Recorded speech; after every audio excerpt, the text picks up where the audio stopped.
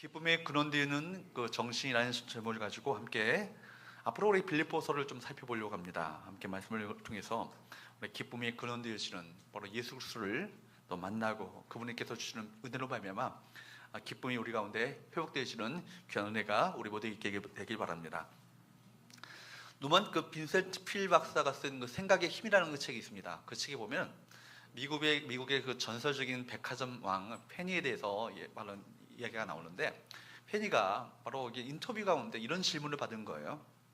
당신은 오래 사신 만큼 인생사에서 많은 문제들을, 많은 온갖 어려움들을 겪으셨을 텐데, 당신의 그 문제를 만날 때 문제 해결의 그 철학은 과연 무엇입니까? 문제 해결의 철학은 무엇입니까? 이런 질문을 받습니다. 근데 페니가요, 이런 대답을 하는 거예요. 나는 어떤 문제를 직면하게 되면 먼저 하나님 아버지께 감사드립니다. 왜냐하면 그 문제를 하나하나 극복할 때마다 내가 더욱더 영적으로 강하여지고 앞으로 더 큰 문제를 대면할 만한 준비를 갖추기 때문입니다.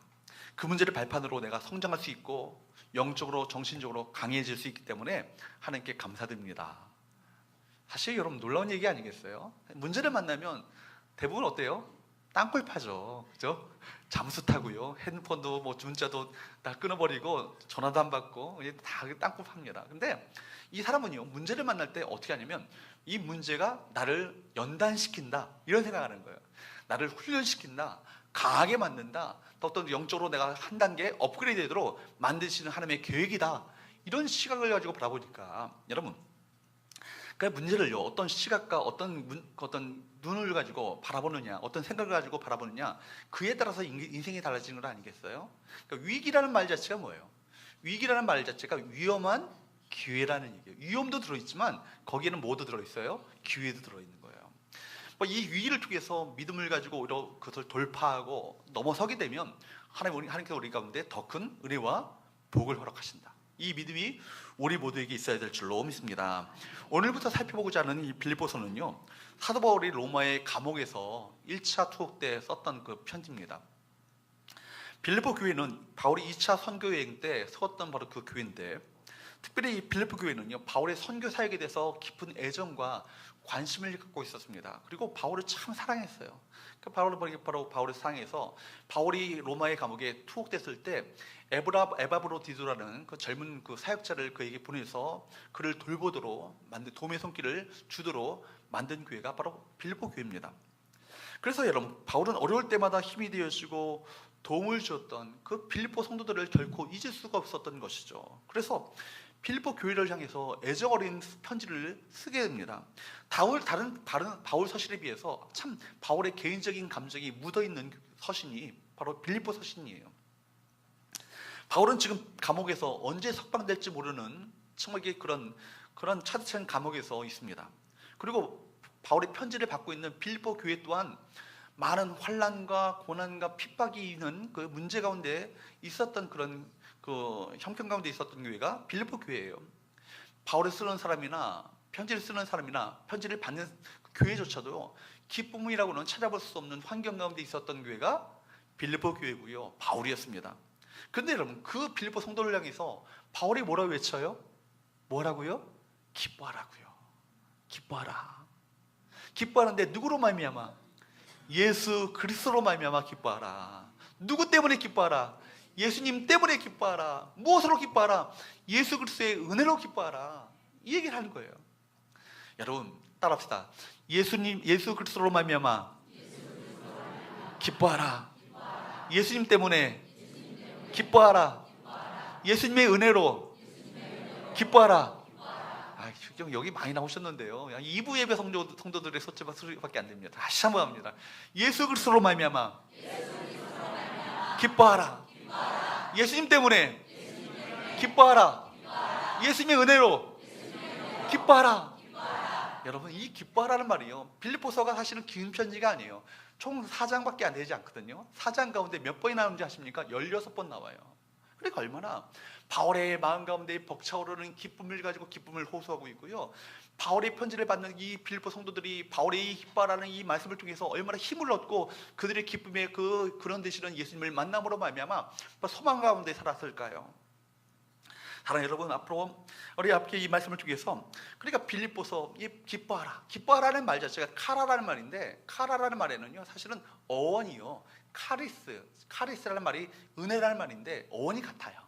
그러니까 기뻐하라는 것은요 마인드 컨트롤이나 긍정 철학이나 심리학을 가지고 기쁨이 회복되는 것이 아니라 누구로 말미암아? 예수님의 은혜로 말미암아 기쁨이 회복되게 될 줄로 믿습니다. 우리 빌립보서를 통해서 앞으로 우리 모든 성도들이 많이 은혜를 받았으면 좋겠어요. 예수의 은혜를 경험하고 예수께서 주시는 그 은혜로 말미암아 기뻐하는 삶이 우리 모두 가운데 회복될 수 있기를 주로 축복합니다. 우리 그래서 오늘 말씀을 통해서 기쁨의 근원 되어지는 정신, 기쁨의 근원 되어지는 정신이 과연 무엇인가, 이 세 가지를 살펴보면서 우리 가운데 기쁨의 근원 되어지는 정신을 가지고 이 땅을 또 승리하는 우리 모든 성도들 될 수 있기를 바랍니다. 첫 번째, 한번 따라할까요? 정체성을 분명히 하라. 제가 거듭 말씀드렸던 것 같아요. 이 정체성이라는 것이 뭐예요? 나는 누구인가? 나는 어떤 사람인가? 우리는 어떤 사람인가? 이 영적 정체성을 분명히 하지 않고는요 이 세상을 이길 수 없고, 이 세상 문제 많고 어려움 많고 정말 많은 고난과 역경이 많은 이 세상 가운데 기쁨을 가지고 살아갈 수 없어요. 우리가 영적 정체성을 분명히 합니다. 1절 말씀을 보도록 할까요? 1절 말씀을 보도록 합니다. 시작. 그리스도의 예수의 종 바울과 디모데는 그리스도의 예수 안에서 빌립보에 사는 모든 성도와 또한 감독들과 집사들에게 편지하노니. 바울은 스스로 뭐라고 고백해요? 그리스도 예수의 종이라고요. 예수의 종이라고. 바울은요 사실은 다른 서신서에 보게 되면 그리스도 예수의 종이라, 또한 사도라, 이 얘기를 같이 사용합니다. 근데 사실은 이 빌립보서에서는요 종이란 말만 사용해요. 왜 그랬을까 생각해 보니까 빌립보서 2장에 보게 되면 하나님의 근본 본체셨으나 하나님과 동등됨을 취하지 아니하시고 이 땅 가운데 오셔서 종의 형체를 가지신 분이 누구세요? 예수님을 생각한 거예요. 예수님이 바로 하나님 아버지의 종이 되어서 죽기까지 복종하였으니 하나님께서 그를 그 모든 이름 위에 뛰어난 이름으로 그를 높여주셔서 모든 이들에게 영광되는 그 존재로 만들어 주셨다. 이것을 그가 기억한 거예요. 그래서 예수님이 하나님 아버지의 종이 되었다면 나 또한 누구의 종이라고요? 예수 그리스도의 종이라, 이렇게 고백했던 것이죠. 근데 여러분, 이 종이는 종의 의식을요 마지못해서 끌려가는 어떤 종으로 끌려가는 어떤 삶이 아니라 자원하는 기쁨의 종으로 그가 살기를 원했습니다. 로마서 한번 보도록 할까요? 로마서 6장 14절에서 18절까지 말씀인데요 14절 말씀 먼저 보도록 합니다. 시작.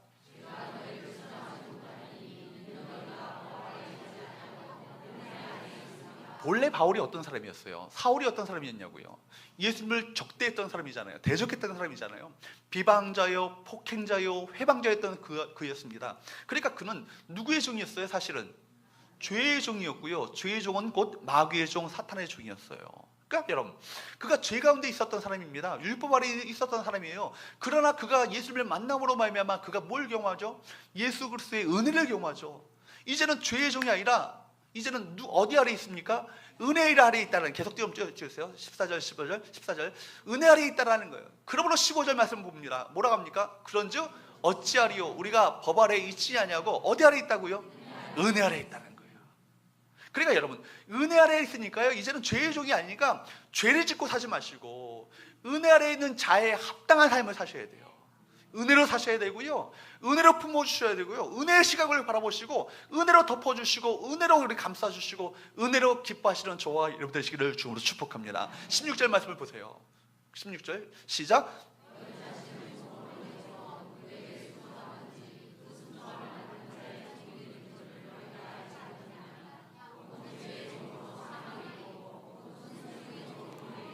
너희 자신을 종으로 내주어서 누구에게 순종하는가? 누구에게 순종하는 걸 보면 그가 누구의 종인지를 알게 되는 거예요.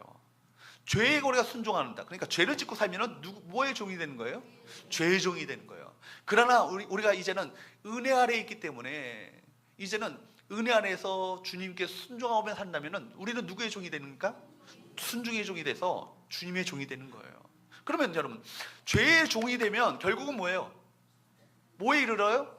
사망에 이르러요. 그러나 여러분, 순종의 종, 예수의 종이 되어진다면 우리는 의에 이르게 되어지고 생명을 얻게 되어지고 이제는 하나님의 은혜 가운데 우리가 베푸시는 그 복을 누리게 된다는 거예요. 그래서 17절 말씀을 봅니다. 그래서 바울의 마음이 어떤 마음인가, 이것을 아는 바울의 마음이 어떤 마음인가, 17절 말씀을 보도록 합니다. 시작.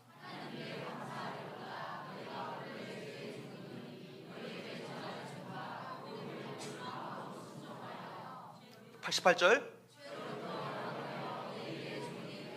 그러니까 바울이 뭐라고 그래요? 17절에서 하나님께 감사하리로다. 그러니까 감사라는 말, 유카리토스라는 말 자체가 어근이 뭐냐면 그것도 카리스라는 말이 들어있어요. 유카리토스라는 말이 카리스라는 말이 들어있다는 거예요.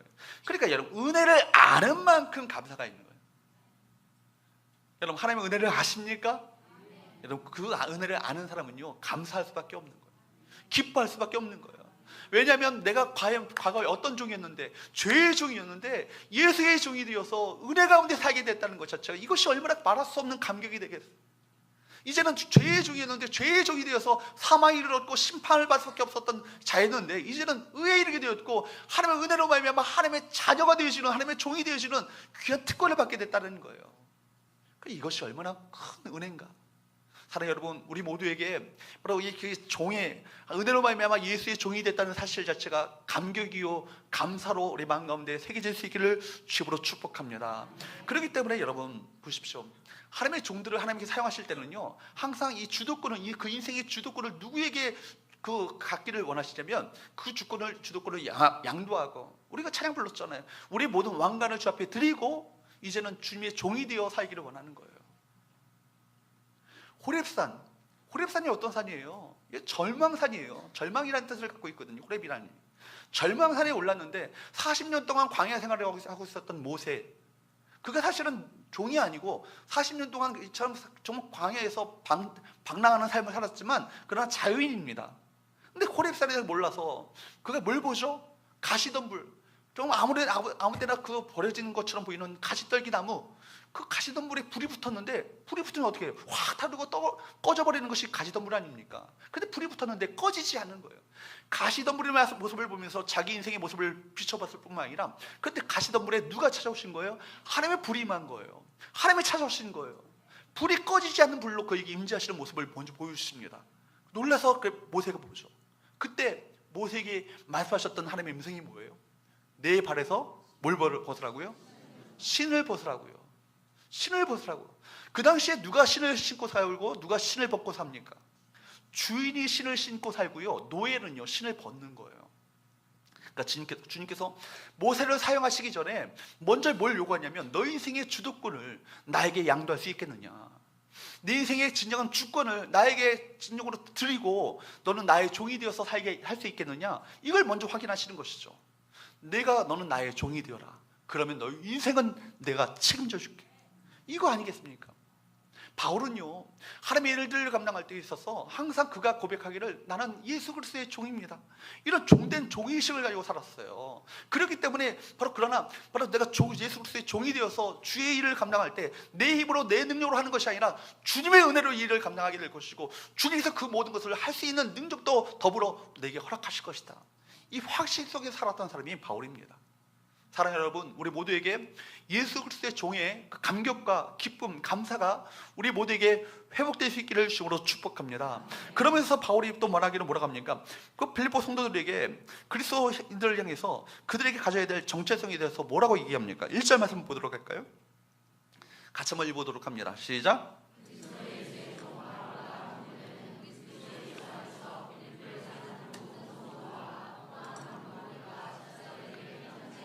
제가 노란색으로 쓴 그 글을 좀 주목해 보세요. 그리스도 예수 안에서 빌립보에 사는 모든 교인들에게 편지한다고 말합니까? 뭐라고 그래요? 성도라고요. 성도라는 말은 성자들이라는 얘기예요. 성자들, 세인츠, 복수형이죠. 그러니까 여러분 보십시오. 이 성도, 거룩한 자라는 얘기는요, 그 안에 하기오스라는 말이 히브리어로 거룩한다는 말, 헬라어로 거룩하다는 말인데, 하기오스라는 말 자체는 뭐냐면 선택하여서 구별되어서 하나님께 드림받았을 때 이것을 거룩하다고 얘기합니다. 이 컵이 있죠. 무슨 컵입니까? 한일 도자기인가? 뭐죠? 한국 도자기. 한국 도자기 그 컵 자체가 거룩한 건 아니에요. 그러나 이것을 구별하여서 하나님께 쓰임받기 위해서 드렸을 때 이것은 뭐가 돼요? 성물이 되는 거예요. 성물. 여러분 마찬가지예요. 이 세상 가운데 많은 사람들이 있지만 여러분들을 거룩하게 구별하여서 하나님 앞에 거룩하게 쓰임받기 위해서 하나님께 드려지는 존재가 되었을 때 우리는 어떻게 된다고요? 성자가 되는 거예요. 성자. 성자들이 모이면 성도가 되는 거예요. 즉 성자들. 여러분요, 가톨릭에서는요 이 말을요, 이거 감히 어떻게 성자라는 말을 함부로 부를 수 있을까 싶어가지고요, 특별히 하나님께 이렇게 헌신하는 사람, 아주 고귀하고 순결하게 거룩하게 산 사람이라고 인정된 사람을요 성자로 책봉합니다. 봉헌하죠. 그래서 이 사람을 성자로 책봉하고 봉헌하게 되면 이 사람을 성자로 추앙합니다. 아주 성자로 공경하죠. 그런데 성경은 말하기는 뭐예요? 우리 모두가 다 어떻대요? 예수 그리스도 안에 있는 자들은 다 성자들이래요. 왜냐하면 죄의 법이 지나가고 우리는 어디 안에 있기 때문에, 은혜 안에 살기 때문에, 예수 그리스도의 십자가의 은혜로 말미암아 여러분을 죄인으로 인정하지 아니하시고 의인으로 인정하시고 거룩한 자들로 인정하신다는 거예요. 할렐루야. 여러분, 우리가 누구로부터 선발되었는가, 이것이 중요한 것 아니겠어요? 그리고 얼마나 값어치를 지르고 이 사람을 샀는가, 이 사람의 어떤 존재 가치가 달라진 것 아니겠습니까? 금요일날 제가 말씀드렸던 것처럼, 여러분, 그 당시에는 노예 시장이 있었잖아요. 노예 시장이 있어가지고요, 노예 시장이 있어서 그 노예들을요 사고 팔았다는 얘기예요. 사고 팔았는데, 그 사람을 어떤 노예가 듬직해 보이고, 죄송합니다, 우리 김성호 형제가 있어요. 김성호 형제가 있는데 얼굴도 잘생기고 미남이야. 그리고 최경수 저가 일도 잘할 것 같아. 그러니까 저 노예를 내가 사야겠다고 돈을 주고 사면은, 그 돈이 뭐냐면 속전이 되는 거예요. 속전. 돈을 주고 살아요. 얼마 값어치고 사면은 이 사람은 1,000만 원 주고 이 노예를 샀단 말입니다. 얼마짜리예요? 1,000만 원짜리예요. 그래서 이 사람을 이제는 내 소유가 이제는 나의 소유로 넘어왔습니다. 그리고 이 사람은 더 이상 이제는 당신은 노예가 아니고 이제 자유인이라고 해방시켜주면, 이걸 뭐라고 하냐면 구속, 속량, 그 뜻이에요. 돈을 주고 값을 주고서 이 사람을 자유인으로 해방시켜주는 거예요. 이게 뭐예요? 속량이에요. 속량의 은혜를 아십니까? 우리가 그런 존재였다는 거예요. 여러분 값어치를 치르기 위해서, 값주고 사기 위해서 얼마의 값어치를 치르셨어요? 예수의 피값을 치르고 사셨잖아요. 제가 이 핸드폰을 사기 위해서 만약에 100만 원 줬다만, 그럼 100만 원의 값어치를 갖고 있기 때문에 100만 원 주고 핸드폰을 산 건 아니겠어요? 아니, 100만 원보다 더 이것을 맛바꾸기에 더 값어치가 있다고 생각하니까 100만 원의 값어치를 치르고 이것을 산 것 아니겠습니까? 여러분들을 사시기 위해서는요, 하나님 아버지께서는 예수의 피값을 치르고도 더 값진 존재라고 생각하기 때문에 여러분의 피값을 주고 사신 거예요. 여러분 얼마짜리예요? 예수님짜리예요.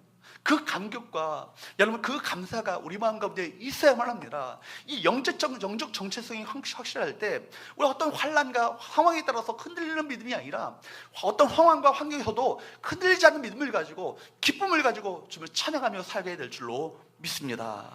우리 그런 존재이기 때문입니다. 다시 한번 서로 인사합시다. 몰라 뵙습니다. 당신이 그런 존재였군요. 여러분, 싸구려가 아니에요. 여러분, 절대로 싸구려가 아니에요. 싸구려로 살지 않기 바랍니다. 예수의 피값을 주고 사신 그 존귀한 존재답게 살아가시는 영적 정체성을 분명히 하시면서 영적 정체성에 걸맞는 우리 복된 거룩한 삶을 살아가시는 저와 여러분 되시기를 주님으로 축복합니다. 두 번째로 한번 따라할까요? 팀 정신을 가지라. 팀 정신이라는 것이 뭐예요? 팀 스피릿이라는 게 뭐예요? 하나 되어지고 연합하고 동역하는 정신을 말하는 거예요.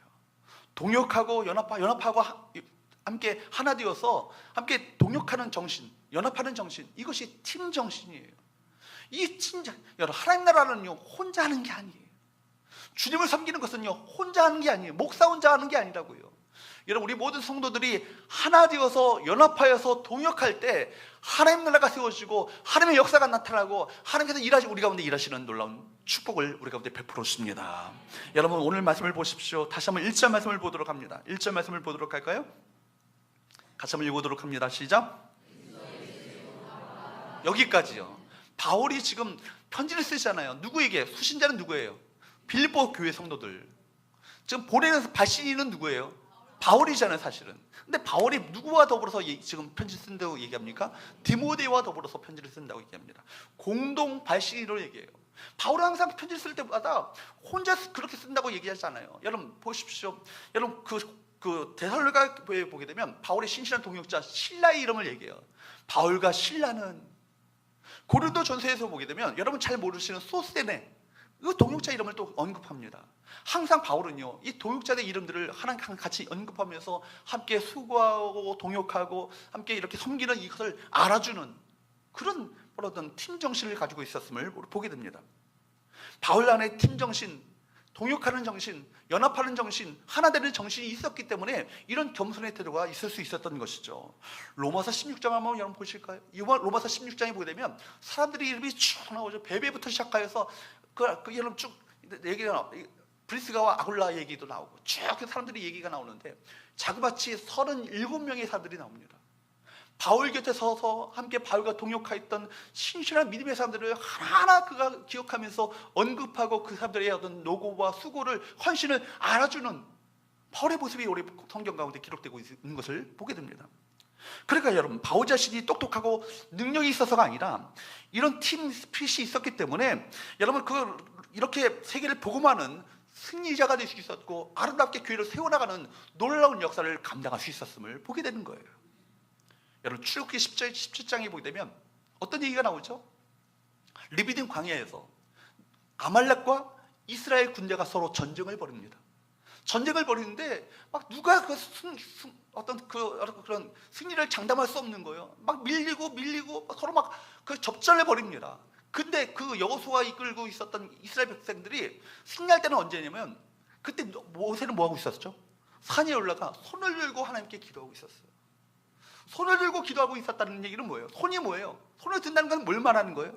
하나님만을 경배하겠다는 얘기예요. 그리고 하나님께 항복하겠다는 거예요. 그리고 이 모든 것은 내 손을 떠났다는 거예요. 하나님께 손을 맡긴다는 의미에서 손을 든다는 걸 아니겠어요? 손을 들고 기도하는데 한참을 기도하는데 팔이 아프잖아요. 그래서 슬그머니 내려옵니다. 그러면 어떻게 돼요? 아말렉 군대가 이기는 거예요. 그러니까 그때 누가 모세의 손을 붙들어서 함께 동역합니까? 아론과 홀이 모세의 손을 함께 붙들고 함께 간절히 하나님께 기도했던 건 아니에요. 그때 바로 하나님의 놀라우신 승리 역사가 그 이스라엘 군대 가운데 있었다. 이것이 출애굽기 17장의 얘기예요. 여러분, 그렇습니다. 우리가 그런 거예요. 우리 이 땅 가운데 우리 하나님의 나라는요, 그냥 이루어지는 것이 아니라 함께 연합하여서 합심하여 기도하며 하나님의 일들을 함께 연합하여서 함께 감당하며 함께 동역하며 함께 그 일을 나눠 가져 함께 한 마음 한 뜻이 되어 같은 말을 가지고 같은 비전을 가지고 전진해 나갈 때 이 땅 가운데 영적 전쟁에서 승리할 수 있음을 성경은 보여주고 있는 거예요. 여러분 보십시오. 1차 세계대전 때 그 말씀을 하기 전에 먼저 여러분에게 말씀드리고, 썬다싱이라는 그 인도의 전도자를 여러분 아시나요? 썬다싱. 그 전에 한번 말씀드린 적이 있는 것 같아요. 히말라야 산맥을 그가 건너고 있었을 때예요.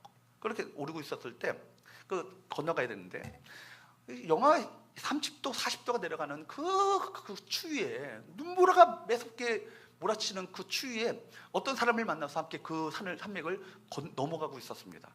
그런데 가다 보니까 갑자기 눈보라가 막 몰아치는데 한치 앞을 내다볼 수 없을 정도로 눈보라가 매섭게 몰아치고 있는 거예요. 근데 가다 보니까 어떤 사람이 시커먼 물체가 쓰러져 있는 것을 발견하게 됐어요.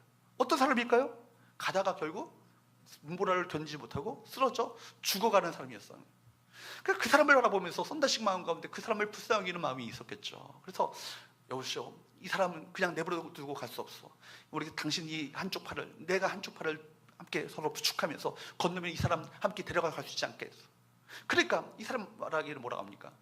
무슨 소리예요? 지금 이 세찬 눈보라에 나 혼자 겨우 간신히 가기도 힘든 마당에 이 사람까지 가면 우리 셋 다 죽고 말어.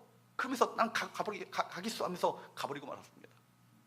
할 수 없이 이 썬다싱이 이 사람을 업었는데, 여러분, 남자 장정 70kg, 80kg 되는 그 장정을 업는 게 쉬운 일이겠어요? 그것도 평지도 아니고.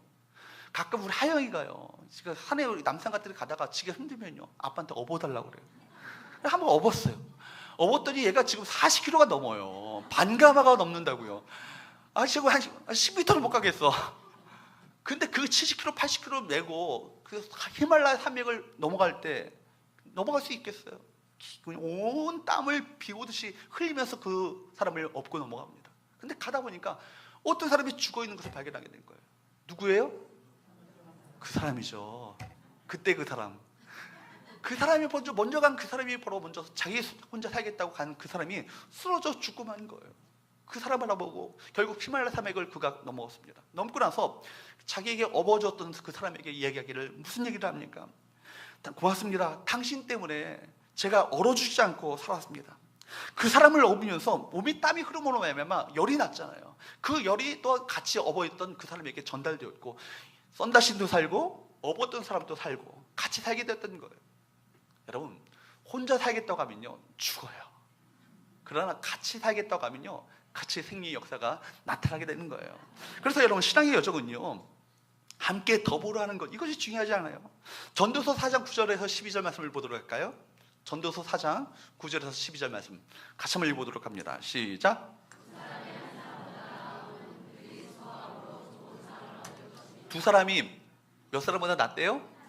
한 사람보다 나음은 뭐라고요? 그들이 수고함으로 좋은 상을 얻을 것입니다. 그러니까 혼자 여러분 열심히 쎄빠시게 일한다고 해서 좋은 상을 얻을까 말까예요. 그러나 두 사람이 함께 연합하여서 수고하게 되면 어떻게 된다고요? 좋은 상을 얻는데요. 13절 말씀 보도록 합니다. 10절 말씀을 봅니다. 시작.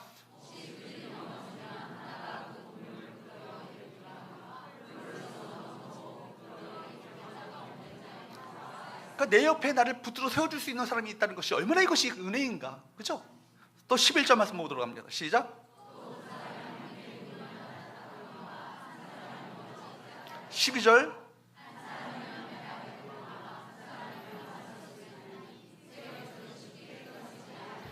혼자는요 사탄에게 패하고 말아요. 그러나 두 사람은 어때요? 맞설 수 있대요. 삼겹줄, 세겹줄은 절대로 끊어지지 않습니다. 제가요 그 라면 먹는 나무젓가락 있잖아요. 그걸 한번 제가 이렇게 한번 부숴보겠다고 탁 했는데 부러지더라고요. 어우, 손가락에 힘이 대단해요. 두 개를 얹어서 두 개를 얹어서 탁 했는데 손가락이 부러진 줄 알았습니다. 세 개는 어떨까요? 절대로 부러지지 않죠. 삼겹줄은요 이렇게 강한 힘이 있는 거예요. 여러분, 그래서 마태복음 18장 19절 말씀을 보게 되면 이런 말씀이 있어요. 우리 읽어보도록 할까요? 시작.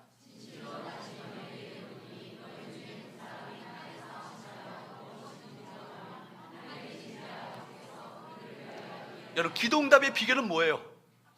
두 사람이 합심하여서 기도하면 무엇이든지 구하라고, 내가 이뤄주겠다고 주님께서 호언장담하면서 그렇게 확신 있게 그렇게 보장해 주신 것 아니겠어요? 그렇다면 이제부터는 내 기도의 동력자를 찾으셔야겠죠. 나 혼자 안 되는 거, 이거 기도 부탁하셔야 되는 거예요. 중보기도로 함께 기도할 때 왜 중보기도가 응답이 빠르냐면 중보기도가 하나님께서 원하시는 기도이기 때문에 그래요. 나 혼자 내 욕심 가지고 내 소원 가지고 기도하는 것보다 다른 사람을 위해서 기도하는 것 자체가 주님의 마음이거든요. 주께서 기뻐하시거든요. 거기에 역사가 있는 거예요. 1차 세계대전 때 여러분, 영국의 그 비행기가요, 전투기가요, 독일의 전투기에게 다 그렇게 다 전멸되었습니다. 거의 다가. 그 이유는 뭐냐면 독일의 전투기들이 그냥 혼자 뜨는 게 아니라 두 개의 전투기가 함께 동시에 뜨는 거예요. 동시에 떠가지고 함께 공격하는 거예요. 그러니까 사실은 그때 이것을요, 그 독일의 그 장교가 전략을 세운 건데 어디에서 영감을 얻었냐면 신명기 32장 30절 말씀을 보게 되면 어찌 한 사람이 천을 쫓으면 두 사람이 만을 도망케 하였을까?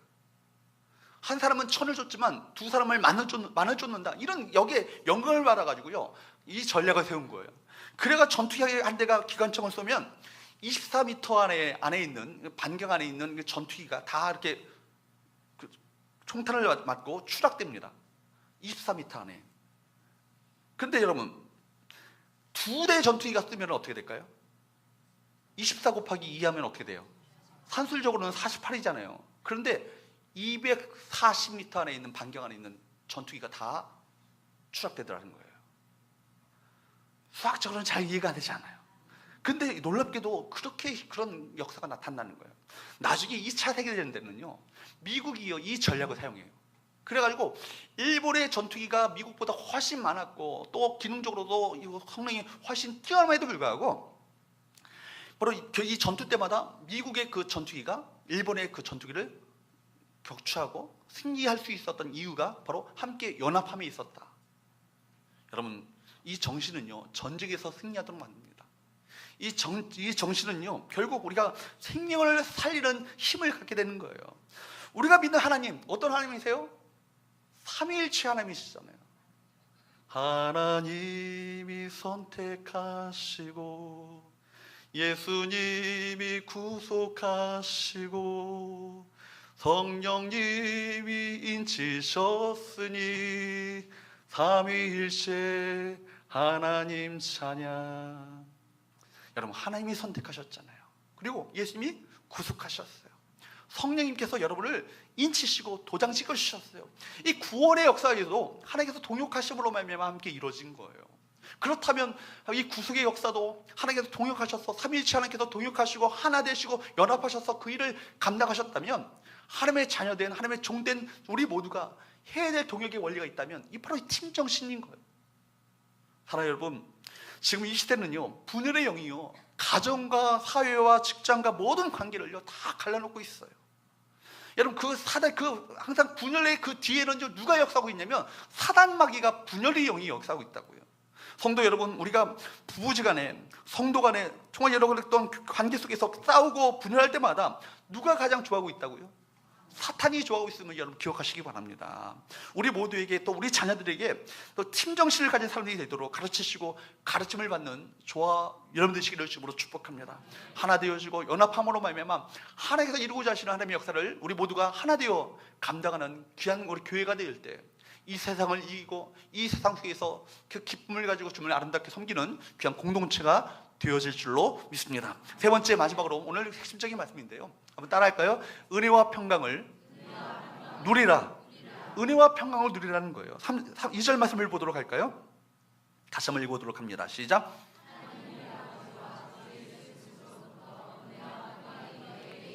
아멘. 무엇이 있으라고요?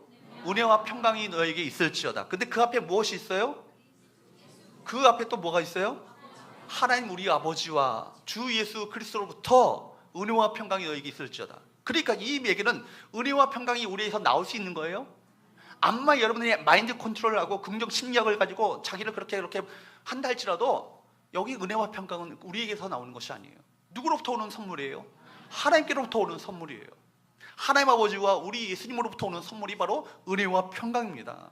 그러니까 여러분, 우리가 과거에 죄의 종이었고 진노의 자녀였고 심판의 오래에서 받을 수밖에 없었던, 우리 죽음 가운데 있었던 우리들을 하나님의 은혜로 예수님의 종이 되었고 성자라 우리 의롭게 이렇게 바꿔주셨잖아요.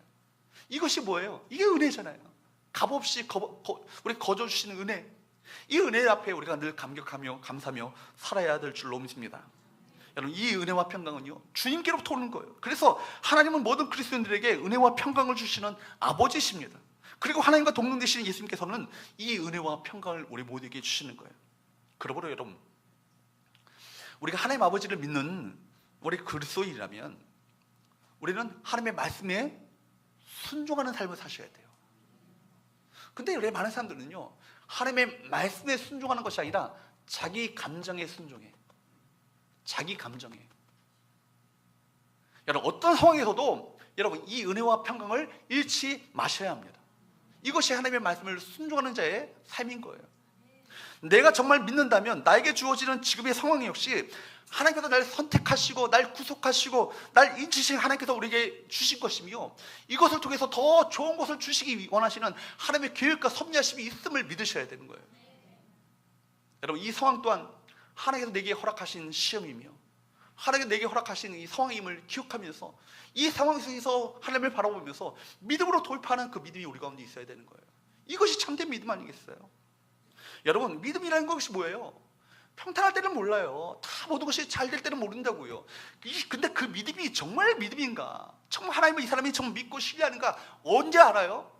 벼랑 끝에 설 때, 위기 가운데 설 때, 남으로부터 좀 못 들을 얘기를 들었을 때, 억울한 일을 당했을 때 그 사람의 믿음이 진짜인가 아닌가가 이게 판단나는 거예요.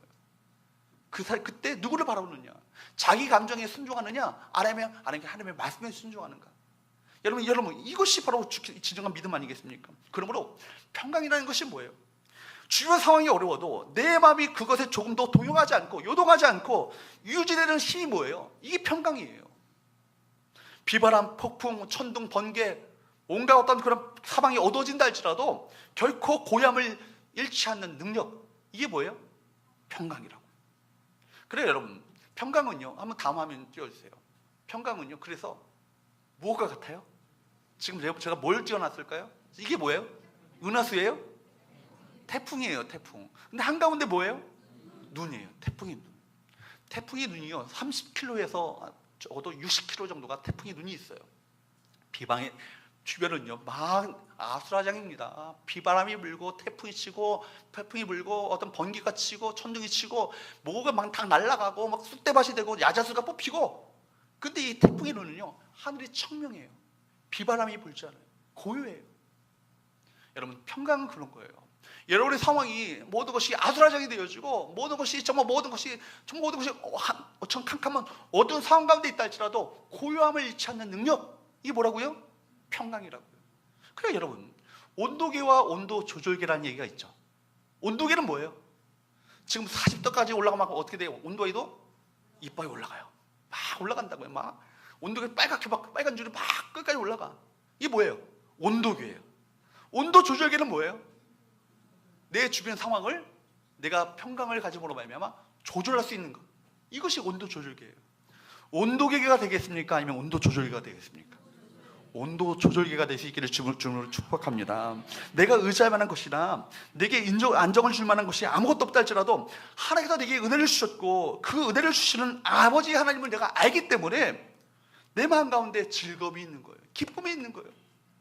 여러분, 그렇잖아요. 로마서 5장 3절에서 5절 말씀, 제가 거듭 말씀드리잖아요. 환난은 인내할 때 어떻게 된다고요? 연단된다고요. 연단되면 우리 가운데 소망을 주시는 하나님, 이것이 로마서 5장 3절에서 5절 말씀 아니에요? 환난을 통해서, 여러분, 어떤 사람은 환난을 통해서 땅굴 파는 사람이 있어요. 근데 어떤 사람은 환난을 통해서 인내하는 사람이 있다고요. 달라지겠죠? 그래, 결심했어. 인생 극장 달라지는 거예요. 인내하게 되면 어떻게 돼요? 연단돼요. 연단 헬러어로요, 이 원어적으로 뜻이 연단이란 말 자체가 그릇이란 뜻이에요. 인격이란 말이에요. 영어로 말하면 캐릭터예요. 캐릭터. 인격으로 다듬어지는 거예요. 이 사람이 정금과 같은 신앙으로 만들어지는 거예요. 그러니까 여러분, 시험을 만나면은요 기뻐할 수 있어야 되는 거예요. 감사할 수 있어야 되는 거예요. 왜요? 하나님 이것을 통해서 내게 더 큰 복을 주시기 원하시는구나, 나를 큰 그릇으로 만들기 원하시는구나, 이걸 허락하시기 위해서 내게 테스트 하시는 거예요. 지켜보신다고요. 그때 내가 믿음으로 가락하면 되겠어요? 낙자면 되겠어요? 믿음으로 극복하셔야죠. 이기셔야죠. 그러니까 억울할 거 없어요. 억울할 거 없어요. 억울한 일 당해도 억울할 거 없어요. 이 억울한 상황이 지켜보시는 거야. 너 억울한 이런 상황을 당해도 너 믿음으로 이길 수 있어? 하나님 지켜보시는데, 아, 주님, 내가 억울한 일을 당해도 이걸 통해서 더 큰 복을 주시기 원하시는 하나님을 내가 알기에 하나님, 내가 믿음으로 감사하겠습니다. 기뻐하겠습니다. 이것이 정말 진짜 신앙이죠. 믿음의 신앙이고 성숙한 신앙이라고 말하는 거예요. 근데 그 억울한 상황을 당했을 때 내 감정에 순종하는 사람은요 아직도 영적으로 어린아이야. 아무리 직분이 뭐 장로가 되고 목사가 되고 선교사가 돼도 그 신앙은요 아직도 어린아이 신앙이라고요. 사랑하는 여러분, 때로 하나님은요 우리를 태풍 가운데 넣어놓으시세요. 여러 차례 우리를 태풍 가운데 어떤 사람에게 심한 말을 듣기도 하고 억울한 일을 당하도록 만드시고, 때로는 고난 가운데 정말 앞이 보이지 않는 캄캄한 어둠 방 가운데 우리를 때로 놓게도 만드셔요. 그때 누구를 바라보느냐, 이걸 알아보기 원하셔서 누구를 바라보셔야 돼요? 주님 바라보셔야 돼요. 상황 바라보시면서, 파도 바라보면서 무서워서 물에 빠져가는 것이 아니라 주님 바라보고 파도의 물결을, 문제의 파도를 밟고 가셔야 된다고요. 주님께서 그 일로 인해서 우리가 화를 내고 안색이 변하고 소화가 안 되고 절망 가운데 낙심 가운데 있는 것을 보시면요, 내게 아직 평강이 없구나 말씀하시는 거예요. 내게 왜 평강이 없는지 아느냐? 그것은 내가 나를 알지 못하기 때문이다. 내가 나를 안다면 그 사람의 말에 그렇게 반응할 이유가 없다. 도리어 용서하고 이해하고 축복하게 될 것이다. 왜냐하면 하나님의 계획을 알기 때문에. 언제나 여러분의 인생 가운데 정말 내가 말도 안 되는 상황을 만나게 되면요, 그 상황에는, 그 이면에는 무엇이 있어요? 하나님의 축복이 있어요. 축복이 기다리고 있다고요. 근데 거기 그 문턱을 못 넘고, 그 고개를 못 넘고 그 앞에서 그냥 많은 사람들이 좌절해요. 절망한다고요. 하나님은 우리의 태도를 알아보기 원하셔서 그런 폭풍 속으로 계속 우리를 몰아가실 것입니다. 사건들, 사람들을 통해서 일부러 하나님은 우리 태포를 만들어내기도 하셔요. 하나님 우리의 삶에 용서가 있고 이해가 있고 용납이 있고 사랑이 있기를 원하세요. 태풍의 눈과 같이 오히려 상황을 오히려 조절하는 믿음의 삶을 살기를 원하시는 거예요. 그러므로 여러분, 우리가 하나님을 알 때 엄청난 일이 우리 가운데 일어납니다. 어떤 상황에서도 흔들리지 않는 평강이 우리 가운데 솟아나는 거예요. 누구를 할 때? 하나님을 할 때. 평강의 말씀을 하셨잖아요. 여러분에게 절대로 평강이 있지 않아요. 평강을 하겠다고 마음을 먹어도요, 이내 그 마음 가운데 열불 난다고요. 평강은 누구로부터 오는 거예요? 하나님께로부터 온다고요. 강팍하고 메마르고 허약한 마음이 떠나가고 하나님을 더 갈망하고 기대하는 마음, 하나님께 가까이 나가고 싶어하는 마음, 변화되고 싶어하는 마음이 하나님의 은혜 가운데 넘치게 되면 은혜로 말미암아 평강이 같이 오는 거예요. 완악한 마음이 깨어지고 내 안에 잘못된 것들이 올바른 것으로 변화되어지는 은혜가 주님 바라볼 때 있게 되는 거예요. 그러므로 여러분, 은혜가 있음으로 하는 것, 하나님을 아는 것뿐만 아니라 하나님을 알므로 은혜가 임합니다. 다시 한번요, 은혜가 있음으로 말미암아 하나님을 아는 것뿐만 아니라 하나님을 알므로 우리가 은혜가 임하는 거예요. 하나님을 얼마나 크게 아느냐, 이 사람이 하나님을 아는 그 하나님을 바라보는 그 믿음의 사이즈가 얼만큼 되느냐에 따라서 이 평강의 은혜가 동시에 같이 와요. 사랑 여러분, 인생의 사자굴, 인생의 밤중에 들어가면요, 나이, 경력, 지위, 직분, 여러분 다 소용없습니다. 다 넘어져요. 목사도 넘어지고요, 선교사도 넘어지고요, 위대한 그런 그 스피커들도 다 넘어져요. 오직 하나님을 아는 사람들만 은혜와 평강이 있는 거예요. 나에게 이런 위기 상황이 올 때 이것은 도리어 내가 하나님을 얼마나 아는가, 이 측정의 리트머스 시험지가 된다는 것을 기억하시기 바랍니다. 요셉은요, 형들로부터 버림받았잖아요. 어디로 팔려갑니까? 애굽으로 팔려가요. 보디발의 노예가 되잖아요. 보디발의 노예가 됐는데 거기서도 억울한 일을 또 당해요. 모함을 당해가지고 어디까지 가요? 감옥까지 간다고요. 근데 성경에 보면요, 요셉이 그 감옥 안에서 복수의 칼날을 갈았다, 이 얘기가 한마디도 없어요. 탈출하고자 하는 어떤 그런 생각을 갖지 않아요. 성경은 도리어 뭐라고 합니까? 여호와께서 그와 함께 하심으로 그가 형통한 자가 되어, 이 얘기를 반복하고 있어요. 그리고 여호와께서 그와 함께 하심으로 그가 형통한 자가 된 것을 주변 사람들이 봤다라고 얘기합니다. 그러니까 사람들이 자기 꿈을 요셉에게 해명해 달라고 부탁하는 거 아니겠어요? 자그마치 그 시간이요, 1년 2년이 아니에요, 13년이에요. 그러나 그 상황을요, 하나님께서 주신 비전을 우리가 믿고 우리 하나님을 바라봅니다. 그 은혜를 간직하는 거예요. 은혜를 쏟는 자가 아니고, 그 상황을 통해서 요셉을 바로 세우심으로 말미암아 그릇이 만들어지고, 그가 그릇이 하나님의 놀라신 축복을 담을 만한 그릇이 준비되었을 때 그를 비로소 어떻게 하셔요? 요셉의 총리로 세우셔요. 자기 가문 가족들을 구원하는 구원자로 세우신다고요.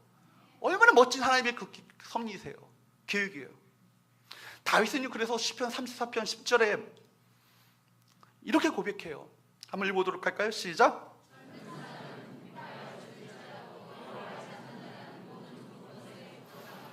여러분, 시편 34편이 언제 기록한 줄 아세요? 이 다윗이요, 사울에게 쫓김을 받는데 동굴도 피해보고 온갖 다 광야도 피해보고 다 도망 다녀봤지만 이제는 피할 데가 없어. 어디까지 쫓겨다녔냐면 적국 나라 블레셋, 골리앗의 나라 블레셋까지 도망가는 거예요. 근데 거기서 자기 신분이 들통났다고요. 골리앗을 죽인 사람이라는 것을 알게 된 거예요. 그러니까 죽임을 당할 어떤 그런 위기 가운데 처하게 되니까 어떻게 합니까? 침 흘려, 수염으로 질질 흘려요. 눈까지 꼭 미친 체 하면서, 그러면서 그가 오히려 미친 체 하니까 미친놈을 죽일 필요 뭐 있냐, 쫓아내라. 쫓겨남을 받으면서 그렇게 비참한 형국 가운데 졌던 시가 뭐예요? 시편 34편이라고요. 뭐라고 그래요? 여호와를 찾는 자는 모든 좋은 것에 부족함이 없으리로다. 여러분, 겨우 생명을 부지한 때인데 하나님께서 지금 자기를 미친 시험하지 않으면 안 될 상황으로 몰아넣으신다면 여러분 어떻게 하시겠어요? 하나님, 나 소망이 없습니다. 왜 이런 식으로 나를 이렇게 대우하시나요? 하나님께 원망과 불평을 쏟아낼 분들이 대부분이에요. 바울은 뭐라고 그래요? 앞길이 보이지 않았지만 분명히 더 좋은 길로 인도하실 것을 그 하나님을 믿었기 때문에, 그 하나님을 경외했기 때문에, 그 하나님을 신뢰했기 때문에 모든 좋은 곳에 부족함이 없으리로다. 이런 생명의 고백이 나온 거 아니에요? 우리가 이 세상을 살아가면서 언제 어려움과 고통을 경험합니까? 우리의 생각과 우리 상황과 결과가요, 우리 어떤 상황과 결과가 우리가 생각하고 계산하는 것과 정 다르게 펼쳐지면요, 그때가 심히 괴로운 거예요. 나는 이걸 바랬는데 이걸 이런 상황으로 몰아가신다면 그때는요 뭐예요? 하나님의 계획이 있는 거예요. 내가 생각한 것과 정반대의 길로 정말 생각한 것과 다르게 어떤 모든 것이 이루어지면 그때는 하나님의 계획이 있어요. 그때 어떻게 해요? 믿음으로 나가셔야 돼요. 믿음으로 바라보시면서 믿음으로 돌파해 나가셔야 된다고요. 하나님을 끝까지 격려하셔야 돼요. 하나님을 끝까지 격려함으로 그 상황을 이기셔야 된다고요. 그럴 때 거기는요 뭐예요? 복이 있는 거예요. 그러니까 총기도들이 얘기하잖아요. 고난은 뭐라고요? 변장된 축복이라고. 고난은 변장된 축복이라고요. 고난의 지금 상황 자체는 고난이지만 이것은 도리어 믿음으로 돌파하고 믿음으로 하나님을 경외하며 하나님을 신뢰함으로 이겨나가게 될 때 이것은 도리어 무엇이 된다? 축복이 된다. 이 청기도들이 온갖 환난과 핍박과 고난을 다 받으면서도 그들이 믿음을 결코 포기하지 않았던 이유가 바로 거기 있는 거예요. 당신의 아들을 죽이신 하나님 뭔들 안 주시겠어요? 그 하나님을 끝까지 신뢰할 수 있기를 축복합니다. 고난 가운데 가장 큰 비결은 뭐냐면 하나님이 그래도 나를 사랑하신다. 이 사실을 결코 놓치시면 안 돼요. 하나님은 나를 사랑하신다. 이 사실을 확신을 갖는 사람은요 고난에서도 넘어지지 않아요. 요동하지 않는다고요. 태풍의 눈과 같이 은혜와 평강을 누리며 살게 되는 거예요. 말씀을 맺겠습니다. 바로 이러한 영적인 정신이요 세상을 이기고 세상에서 기쁨과 승리의 축복을 누리게 되는 거예요. 다시 한번요, 우리 영적 정체성을 분명히 하시기 바랍니다. 우리 어떤 존재예요? 예수 그리스도의 종이에요. 또한 어떤 존재예요? 성자들입니다. 또한 우리가 함께 주님을 섬길 때 어떤 정신을 가지고 연합하셔야 돼요? 팀 정신을 가지고 연합하고 하나 되어서 함께 동역하는 저와 여러분 되시기를 주님으로 축복합니다. 그리고 날마다 어떤 상황이 온다 할지라도 결코 놓치지 말아야 될 것, 은혜와 평강을 누리시는 우리 복된 삶을 살아가시는 우리 모든 성도들이 되셔서 능히 마귀의 세력과 악한 영들과 맞서 싸워 승리하는 저와 여러분 되시기를 주님으로 축복합니다. 기도하겠습니다.